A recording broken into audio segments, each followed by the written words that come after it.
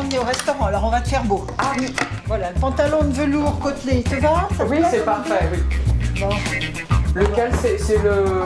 C'est le velours vert. Ah oui, oh bah oui, c'est parfait. Difficile de choisir ses vêtements tout seul lorsque l'on est malvoyant. Grégoire, 16 ans, a une très faible vision depuis sa naissance. Il vit avec sa grand-mère, c'est elle qui choisit pour lui ses habits. Et les habits qu'elle choisit, je sais que c'est les bons, donc... Alors, est-ce que c'est en effet parce qu'il a très confiance en moi ou parce que comme il ne se voit pas, bah ça lui donne une certaine indifférence, hein. J'en sais rien. Voilà, c'est comme ça. S'il lui fait confiance pour la coupe et la couleur, il est intransigeant sur la matière de ses vêtements. Grégoire trouve que le cachemire gratte. Oui. Et en revanche, il adore la polaire, il trouve que c'est très doux. Et il a un pull en coton, il aime beaucoup le coton, et quand j'ai eu le malheur de lui dire qu'il y avait 10% de cachemire, ce pull en coton s'est mis à le gratter. On va dire que c'est original de pas aimer le cachemire. Si Grégoire a sa grand-mère, Mélanie, elle, peut compter sur ses filles pour choisir ses vêtements.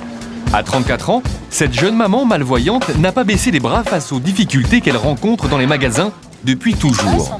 On est dans une société de consommation, mais on n'a pas de système qui est fait pour accompagner une personne handicapée visuelle. Si j'avais pas mes filles, je peux pas.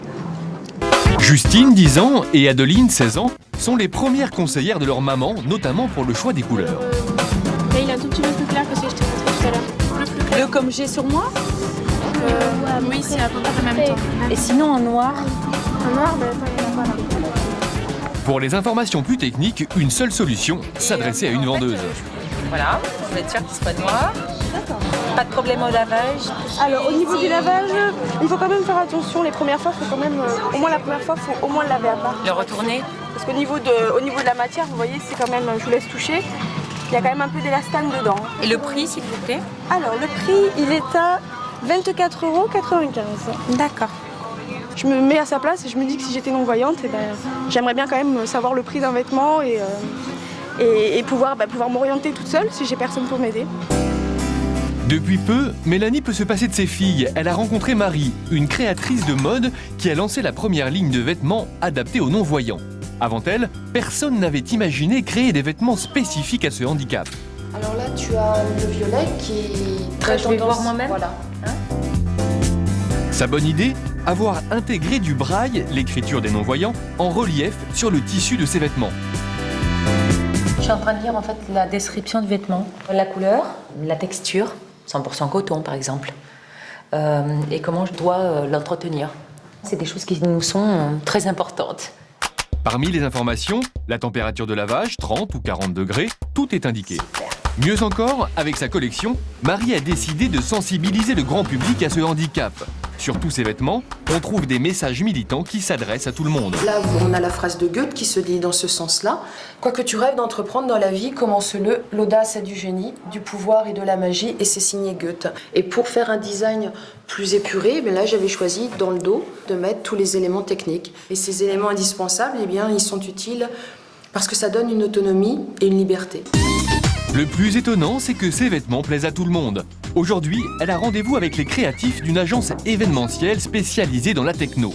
À leur demande, elle a créé un t-shirt qu'elle va vendre au cours d'une soirée. Ce qu'on trouvait bizarre, c'est faire des t-shirts pour les aveugles en fait. On s'est dit, c'est quoi ce truc, ça se fera pas.